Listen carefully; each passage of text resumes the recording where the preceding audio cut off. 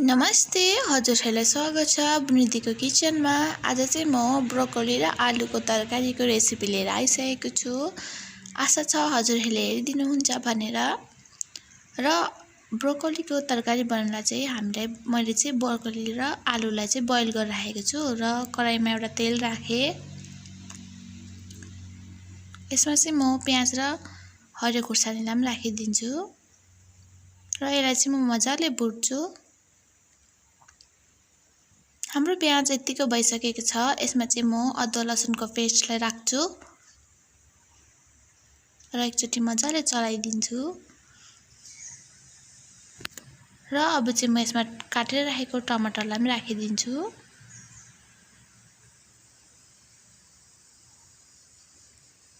र टमाटरलाई चाहिँ म 2 मिनेटको लागि छोपेर राख्छु गल्नको लागि। टमाटर गलिसकेको छ। यसलाई एकचोटि मजाले चलाइदिने र यसमा चाहिँ म अब आधा चम्चा जति हल्दी पाउडरलाई पनि राखिदिन्छु र आधा चम्चा जति जिरा पाउडरलाई पनि राखे। 1 चम्चा धनिया पाउडरलाई पनि राखे। आधा चम्चा चिल्ली पाउडरलाई पनि राखे र स्वाद अनुसार नुन राखेर अब चाहिँ म यसलाई मजाले चलाइदिन्छु।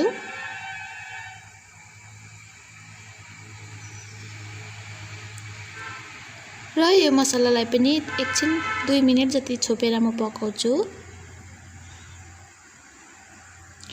2 मिनेट बाद चाहिँ हाम्रो मसला पाकेर यतिको भइसकेको छ। अब चाहिँ म बोइल गरेर राखेको आलु र ब्रोकोलीलाई पनि यसमा राखिदिन्छु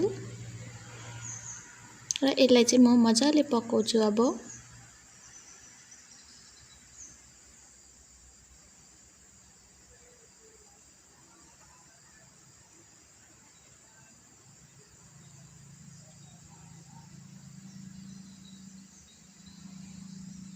ब्रोकोली पकाउँदाखेरि चाहिँ म बोइल गरेरै पकाउँछु किनकि ब्रोकोलीमा किरा, त्यो सानो सानो फुलमा किरा हुन्छ, देखिँदैन। त्यही भएर यसलाई चाहिँ बोइल गर्नै पर्छ।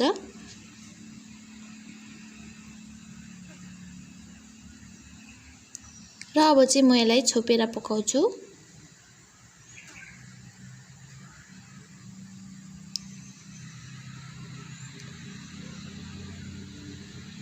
मसलामा चाहिँ यतिको पाकिसकेपछि म चाहिँ अब थोरै पानी राखेर पनि पकाउँछु।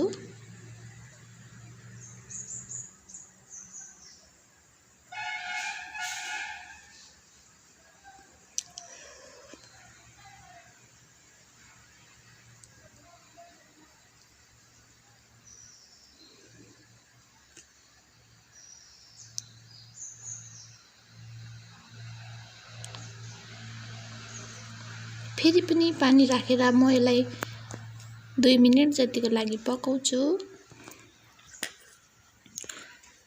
हाम्रो ब्रोकोली चाहिँ पाकिसकेको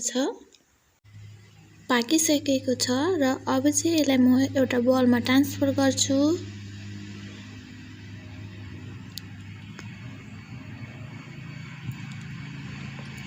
र हजुरहरूलाई मेरो रेसिपी कस्तो लाग्यो मन परेमा लाइक, शेयर अनि सब्स्क्राइब गर्नु चाहिँ नबिर्सनु होला।